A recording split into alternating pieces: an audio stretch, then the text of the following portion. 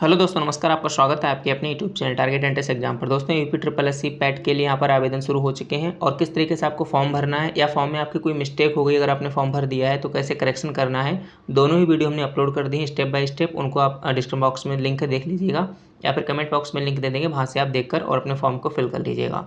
Start करते हैं अपने प्रैक्टिस सेट की ओर। तो यहाँ पर देखो, सामान्य ज्ञान का हम प्रैक्टिस सेट कर रहा है जहाँ पर आपके हिस्ट्री से ये वाले क्वेश्चंस हैं। बाकी आपका भारतीय इतिहास हो गया, भूगोल हो गया, अर्थव्यवस्था हो गया, भारतीय संविधान और लोक प्रशासन हो गया, सामान्य विज्ञान हो गया, इन सबसे आपके पैट में क्वेश्चन पूछे जाएंगे। तो प्रैक्टिस सेट यहाँ पर हम स्टार्ट कर रहे हैं और 1 जून के बाद और बेहतरीन तैयारी यहाँ पर आपके हम स्टार्ट कर देंगे। तो क्वेश्चन नंबर आपका पहला है, सामान्य ज्ञान से इतिहास के तहत अध्ययन किया जाता है। ये वाले क्वेश्चन में लूसेंट की बुक से लिए हैं, जो कि अच्छी बुक है और इसके क्वेश्चंस आपके किसी ना किसी एग्जाम में आपको देखने को जरूर मिल जाएंगे। पैट के लिए भी हेल्पफुल है। इतिहास के तहत अध्ययन किया जाता है अतीत का, शासन का, समाज का या फिर पर्यावरण का। तो किसका अध्ययन करते हैं हिस्ट्री के तहत? अतीत का। प्रथम यूनानी इतिहासकार कौन था? यूथिडाइड्स था या फिर हेरोडोटस था, मान्यथो था या फिर होमर था। तो सेकंड का आंसर क्या हो जाएगा? हेरोडोटस जो है प्रथम यूनानी इतिहासकार था। क्वेश्चन नंबर आपका थर्ड है, निम्नलिखित में से किसने स्पष्टतः कहा है कि इतिहास के समस्त निष्कर्ष युक्ति संगत साक्ष्यों पर आधारित होते हैं? ये किसने कहा है? हेरोडोटस ने या फिर थ्यूसिडाइडिस ने, पॉलीबियस ने या फिर टैसिटस ने। थर्ड का आंसर आपका क्या हो जाएगा? बी आंसर हो जाएगा, थ्यूसिडाइडिस ने कहा है। द हिस्ट्रीज के रचनाकार कौन है? हेरोडोटस, मेगास्थनीज, प्लूटार्क या फिर प्लिनी। तो फोर्थ का यहाँ पर करेक्ट आंसर क्या हो जाएगा? आपका ए हो जाएगा, हेरोडोटस। क्वेश्चन नंबर आपका 5 है, इतिहास के पिता की पदवी सही अर्थों में किससे संबंधित है? या फिर हम कह सकते हैं द फादर ऑफ हिस्ट्री किसे कहते हैं? हेरोडोटस, यूरिपिडिस, थ्यूसिडाइडिस या फिर सुकरात। तो फिफ्थ का आंसर क्या हो जाएगा? आपका ए हो जाएगा। हिस्ट्री के फादर कौन जाने जाते हैं? हेरोडोटस को कहते हैं। इतिहास अपने को दोहराता है, ये कथन किसका है? हीगेल, कार्ल मार्क्स, कल्हड़ या फिर बर्नी का। तो 6 का राइट आंसर आपका क्या हो जाएगा? ए हो जाएगा। हीगेल का ये कथन है कि इतिहास अपने को दोहराता है। क्वेश्चन नंबर आपका 7 है, हम इतिहास से यही सीखते हैं कि आदमी इतिहास से कभी कुछ नहीं सीखता है। ये कथन किसका है? हीगेल, कार्ल मार्क्स, जेबी ब्यूरी या फिर EH कार। तो 7 का राइट ऑप्शन आपका हो जाएगा ए, यानी कि हीगेल। क्वेश्चन नंबर आपका 8 है, किसका कथन है कि समस्त इतिहास वर्ग संघर्ष का इतिहास है? ये किसने कहा है? कार्ल मार्क्स ने, जेबी ब्यूरी ने, कॉलिंगवुड ने या फिर EH कार ने। तो एर्थ का आंसर ए हो जाएगा, कार्ल मार्क्स ने ही कहा है। निम्नलिखित में से कौन सा एक इतिहास के विषय में मार्क्स के दृष्टिकोण का संक्षिप्त वर्णन करता है? ऑप्शन ए है, इतिहास विभिन्न व्यक्तियों के बीच मुद्दों का अभिलेख है। बी है, इतिहास शोषक और शोषित वर्गों के बीच संघर्ष का सिलसिला है। इतिहास अतीत की घटनाओं का विश्वसनीय अभिलेख है, या इनमें से कोई नहीं। तो अगर लूसेंट के आपने वाले क्वेश्चन पढ़ रखे हैं तो आप अच्छे से इनका रिवीजन कर लीजिएगा। नहीं पढ़े हैं तो पहली बार पढ़ रहे तो आप अच्छे से इनको याद कर लीजिएगा। तो इसका बी आंसर आपका जो है करेक्ट हो जाएगा।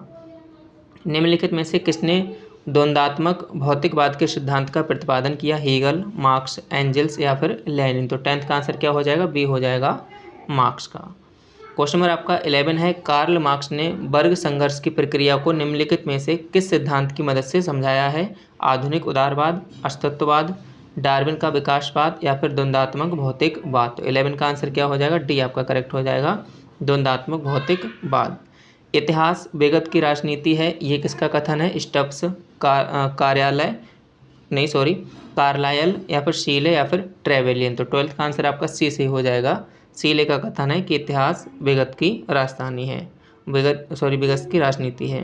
साथियों, आज हम बात करने वाले हैं UP triple S C PET की बेस्ट बुक के बारे में। तो जैसे कि आपको पता है कि UP triple S C PET अब 3 साल के लिए वैलिड है, तो इसको आपको बहुत अच्छे तरीके से तैयारी करके जो है बेस्ट परसेंटेज लानी है। तो यहाँ पर चक्षु पब्लिकेशन की ये बुक है जो कि बेस्ट बुक है, ये संपूर्ण गाइड बुक है। इसमें आपके सभी सब्जेक्ट्स के आपको थ्योरेटिकल मिल जाएंगे। इसके साथ ही यहाँ पर आपको जो है प्रीवियस ईयर जो पेपर्स हो गए हैं वो आपको 4 प्रीवियस ईयर पेपर भी इसमें मिलेंगे और टोटल 2200 प्लस महत्वपूर्ण यहाँ पर क्वेश्चन देखने को मिलेंगे। तो ये उस बुक का जो है फ्रंट पेज है, इस बुक को आप जरूर लीजिएगा। इसके अंदर आप देख सकते हैं सारा कुछ आपको कंटेंट अच्छे से दिया गया है और जो क्वेश्चंस के आंसर हैं वो भी आपको विद डिटेल्ड सॉल्यूशन यहाँ पर आपको आंसर जो है दिए गए हैं। इसके साथ ही इनका प्रैक्टिस सेट भी है और इन सबको लेने के लिए आप जो है नीचे डिस्क्रिप्शन बॉक्स में आपको लिंक दे दी है, वहाँ से आप ले सकते हैं। व्हाट्सअप नंबर भी दिया है, वहाँ से भी आप इनको जो परचेज कर सकते हैं। इसके साथ ही अगर आप दोनों का कॉम्बो पैक लेंगे तो आपको एक अच्छा डिस्काउंट देखने को मिल जाएगा। कॉम्बो पैक में आपको जो है यहाँ पर इसकी स्टडी गाइड बुक और प्रैक्टिस सेट दोनों चीज़ें आपको एक साथ मिल जाएंगी, तो इनको भी आप जो है परचेज करिएगा। क्वेश्चन नंबर आपका 13 है, सुमेलित कीजिए कि सुमेलित कीजिए तथा नीचे दिए गए कोड की सहायता से सही उत्तर चुनिए। अशोक, ट्रेवेलियन, कॉलिंगवुड और ब्यूरी ये लेखक हैं और ये इतिहास की परिभाषा है, यानी इन्होंने अलग अलग इतिहास की परिभाषा दी है। अलग अलग लेखकों ने, आपको बतानी है कि कौन सी परिभाषा किस लेखक से संबंधित है।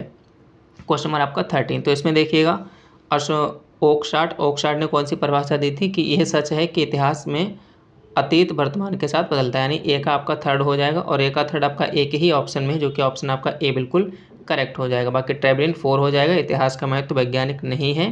कॉलिंगवुड का ए हो जाएगा, संपूर्ण इतिहास विचारों का इतिहास है। और डी का आपका जो है सेकंड हो जाएगा। ठीक है, इस तरीके से 13 का आंसर आपका ए बिल्कुल करेक्ट हो जाएगा। इंपॉर्टेंट क्वेश्चन था आपका, अच्छा क्वेश्चन है। किस इतिहास दर्शन शास्त्री ने कहा था कि समस्त इतिहास समकालीन इतिहास है? किसने कहा था?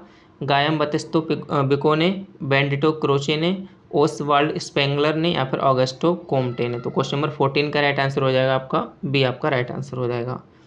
इतिहास अतीत एवं वर्तमान के बीच अंतहीन वार्ता है, ये किसने कहा था?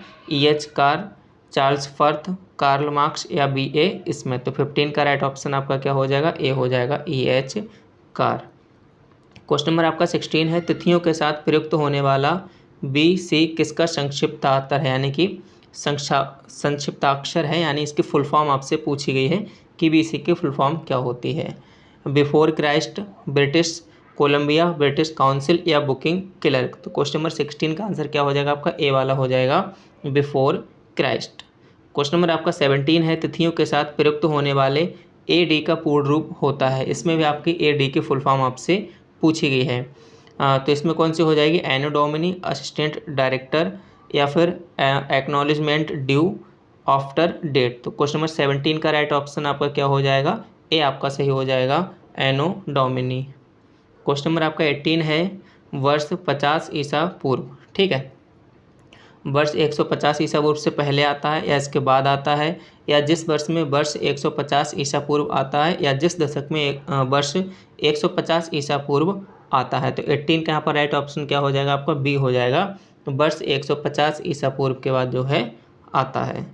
वर्ष 1015 ईस्वी किस शताब्दी में आता है? 10वीं शताब्दी ईसा पूर्व में, 10वीं शताब्दी ईस्वी में, या फिर 11वीं शताब्दी ईसा पूर्व में, या फिर 11वीं शताब्दी ईस्वी में। तो क्वेश्चन नंबर 19 का आपका करेक्ट आंसर क्या हो जाएगा? डी वाला करेक्ट हो जाएगा। तो आपके प्राचीन इतिहास से भी क्वेश्चन हम लोग कर रहे हैं, बाकी और भी आगे पूरे सामान्य ज्ञान के यहाँ पर क्वेश्चन आपको कराए जाएंगे।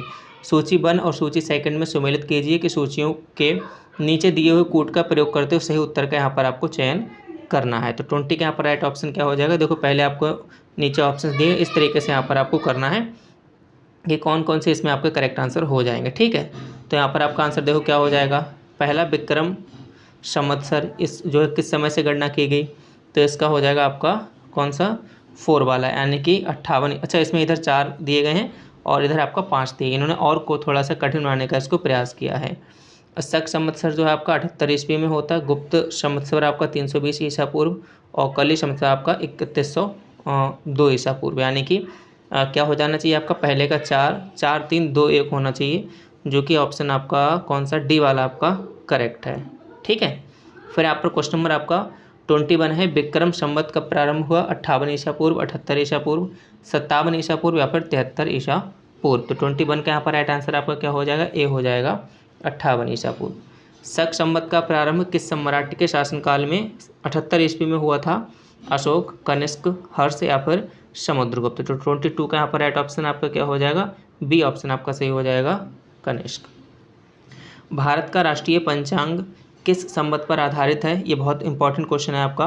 कली संवत, विक्रम संवत, शक संवत या इनमें से कोई नहीं। तो 23 का राइट ऑप्शन आपका सी हो जाएगा, शक संवत। लूसेंट की 2 बुक आती हैं, एक ऑब्जेक्टिव वाली, एक थ्योरी वाली। तो आप थ्योरी और ऑब्जेक्टिव दोनों बुक को लेना, अगर आप कॉम्पिटिटिव एग्जाम्स की तैयारी करें तो आपके लिए हेल्पफुल रहेगा। 24 है, गुप्त संवत जो 319 से 320 ईसा को प्रारंभ करने का श्रेय किसे दिया जाता है? चंद्रगुप्त प्रथम, चंद्रगुप्त द्वितीय, समुद्रगुप्त या फिर स्कंदगुप्त को। तो 24 का यहाँ पर राइट ऑप्शन आपका क्या हो जाएगा? ए हो जाएगा, चंद्रगुप्त प्रथम। चंद्रगुप्त प्रथम ने गुप्त संवत का प्रारंभ किस उपलक्ष्य में किया? अपने राज्यारोहण के स्मारक के रूप में, शकों के उन्मूलन के उपलक्ष्य में, हूणों को परास्त करने के उपलक्ष्य में या इनमें से कोई नहीं। तो 25 का ए आंसर हो जाएगा, अपने राज्यारोहण के स्मारक के रूप में। निम्न कथनों पर विचार कीजिए तथा नीचे दिए गए कूट से सही उत्तर चुनिए। विक्रम संवत 58 ईसा पूर्व से आरंभ हुआ, यानी कौन कौन से सही है वो यहाँ पर आपको बताने हैं। शक संवत सन 78 से आरंभ हुआ है, गुप्त संवत सन 319 से आरंभ हुआ, या भारत में मुसलमान शासन का युग 1192 ईस्वी से शुरू हुआ। तो 26 का यहाँ पर राइट आंसर आपका क्या हो जाएगा, 1, 2, 3 आपके सही हैं, यानी सी आंसर आपका करेक्ट हो जाएगा। क्वेश्चन नंबर आपका 27 है, हर्षवर्धन ने 606 ईस्वी में संवत की स्थापना किस उपलक्ष्य में की थी?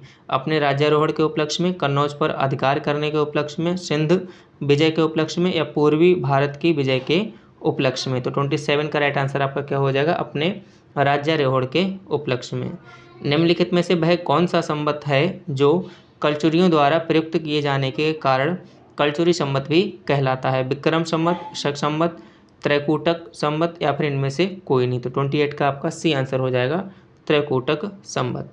चालुक्य विक्रम संवत का प्रचलन किसने किया? तैलप द्वितीय ने, सोमेश्वर प्रथम, विक्रमादित्य 6, या फिर आपका सोमेश्वर द्वितीय। तो 29 का करेक्ट ऑप्शन आपका हो जाएगा, सी वाला करेक्ट आंसर हो जाएगा। निम्नलिखित में से किसे एक नए संवत चलाने का यश प्राप्त है? धर्मपाल, देवपाल, विजयसेन या लक्ष्मण सेन। तो क्वेश्चन नंबर 30 का आंसर आपका डी वाला करेक्ट हो जाएगा, लक्ष्मण सेन। निम्नलिखित में से कौन सा वर्ष दिसंबर 2009 में शक संवत का वर्ष होगा? 1931, 1952, 2066 या 2087। तो 31 का आपका ए आंसर हो जाएगा, 1931। विक्रम संवत 2070 को ईस्वी संवत के रूप में रूपांतरित करने पर मान होगा, यानी कि विक्रम संवत 2070 को आपको ईस्वी संवत में कन्वर्ट करना है। इसके बाद फिर यहाँ पर आपसे आंसर पूछा गया, तो यहाँ पर डी हो जाएगा 2013। क्वेश्चन नंबर आपका 33 है, विक्रम एवं शक संवत के आरंभ के बीच कितने वर्षों का अंतर है? 21 वर्ष, 78 वर्ष, 135 वर्ष या 248 वर्ष। तो अभी ऊपर वाला क्वेश्चन देख लो, यहाँ पर कितने का अंतर है आपका, 135 वर्ष, यानी कि आपका विक्रम एवं शक संवत के आरंभ के बीच जो है 135 वर्ष का अंतर है, यानी 33 का आपका सी आंसर करेक्ट हो जाएगा। फिर क्वेश्चन नंबर यहाँ पर आपका 34 है, पुलकेशिन प्रथम का बादामी शिलालेख शक वर्ष 465 का दिनांकित है, यदि इसे विक्रम संवत में दिनांकित करना हो तो कौन सा वर्ष हो जाएगा? 600, 300, 330 या फिर 407। तो 34 का यहाँ पर ए आंसर हो जाएगा 600। राजस्थान सरकार के कैलेंडर में विक्रम संवत 2063 लिखा हुआ है, तो शक संवत क्या होगा? यानी 2063 को जो विक्रम संवत है उसे आपको शक संवत में कन्वर्ट करना है, तो उसका राइट ऑप्शन आपका क्या हो जाएगा, 1928। क्वेश्चन नंबर आपका 36 है, पुरातत्व में स्तर विन्यास पद्धति निम्नलिखित में से किसको समझने के लिए प्रयुक्त की जाती है? किसी संस्कृति के विस्तार की सीमा के लिए, भौतिक अवशेष के क्रमिक निपेक्ष निक्षेप के लिए, बस्ती निवासियों के शारीरिक लक्षण के लिए, या दुधारू पशुओं की सांख्यिकी संपत्ति के लिए। 36 का राइट आंसर आपका बी हो जाएगा, भौतिक अवशेष के क्रमिक निक्षेप के लिए। कार्बन 14 तिथि निर्धारण पद्धति का विकास किसने किया? हेरोडोटस ने, हीगेल ने, B.A. स्मिथ ने, या बिलर्ड लिब्बी ने। तो 37 का राइट ऑप्शन आपका क्या हो जाएगा, डी आंसर करेक्ट हो जाएगा, बिलर्ड लिब्बी ने। फिर यहाँ पर क्वेश्चन नंबर आपका नेक्स्ट है 38, काष्ठ, अस्थि और शंख के पुरातत्वीय नमूनों का काल निर्धारण करने के लिए निम्नलिखित में से कौन सा अपनाया जाता है? Carbon 14, argon 14 isotope, strontium 90, uranium 238। 38 का यहाँ पर राइट आंसर आपका ए हो जाएगा, कार्बन 14 अभी आपने पढ़ा। कार्बन डेटिंग निम्न की आयु निर्धारण हेतु प्रयुक्त होती है? जीवाश्म, पौधे, चट्टाने या इनमें से कोई नहीं। 39 का ए आंसर हो जाएगा, जीवाश्म।